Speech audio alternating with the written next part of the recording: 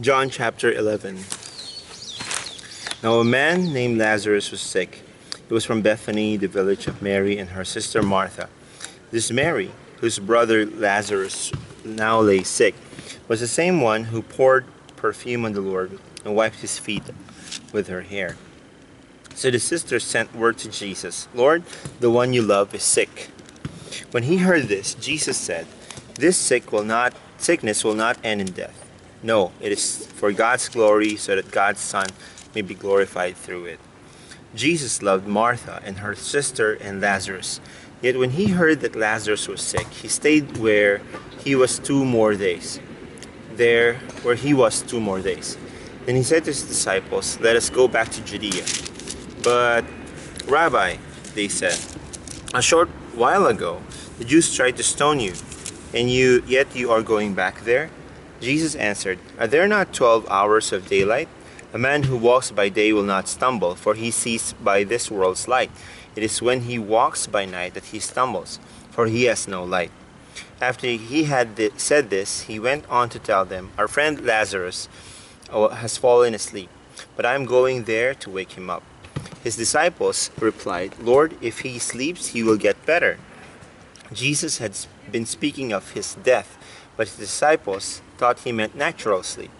So then he told them plainly, "Lazarus is dead, and for your sake I am glad I was not there, so that you may believe. But let us go to him."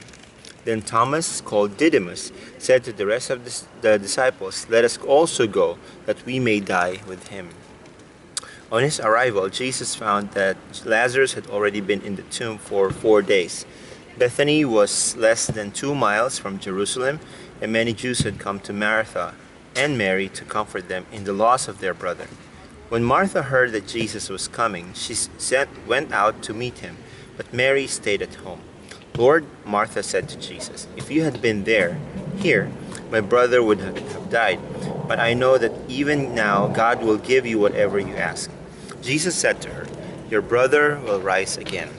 Martha answered, "I know he will rise again in the resurrection at the last day." Jesus said to her, "I am the resurrection and the life. He who believes in me will live even though he dies. And whoever lives and believes in me will never die. Do you believe this?" "Yes, Lord," she told him. "I believe that you are the Christ, the Son of God, who was to come into the world." And after she said this, she went back and called her sister Mary aside.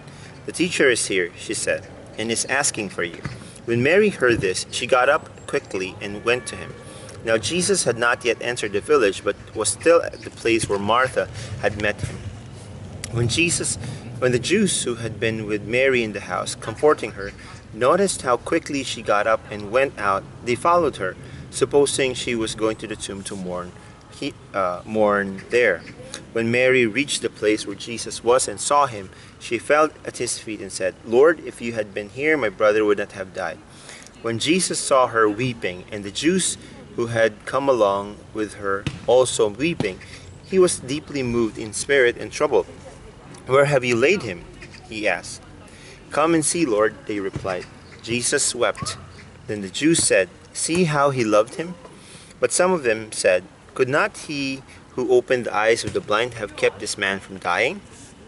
Jesus, once more deeply moved, came to the tomb. It was a cave with a stone laid across the entrance.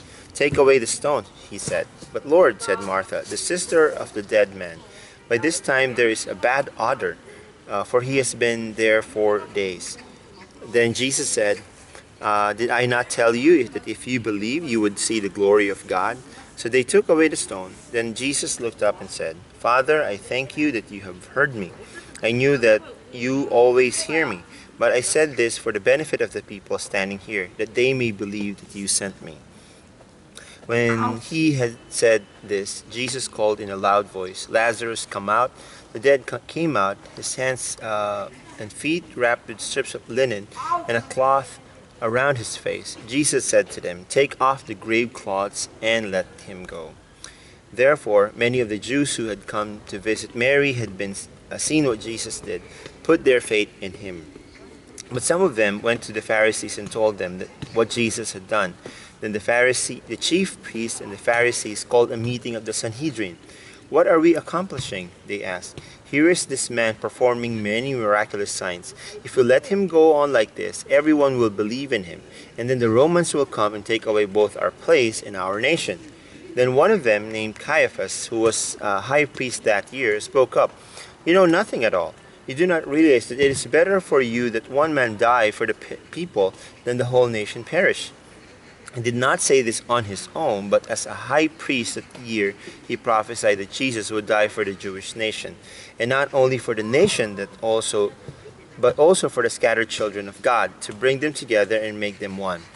So from that day on, they plotted to take his life. Therefore, Jesus no longer moved about publicly among the Jews.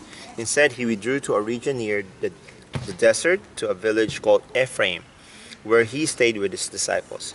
When it was almost time for the Jewish Passover, many went up from ceremonial cleansing there before the Passover.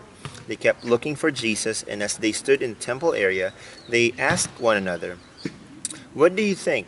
Isn't he coming to the feast at all?" But the chief priests and the Pharisees had given orders that if anyone found out where Jesus was, he should report it so that they might arrest him.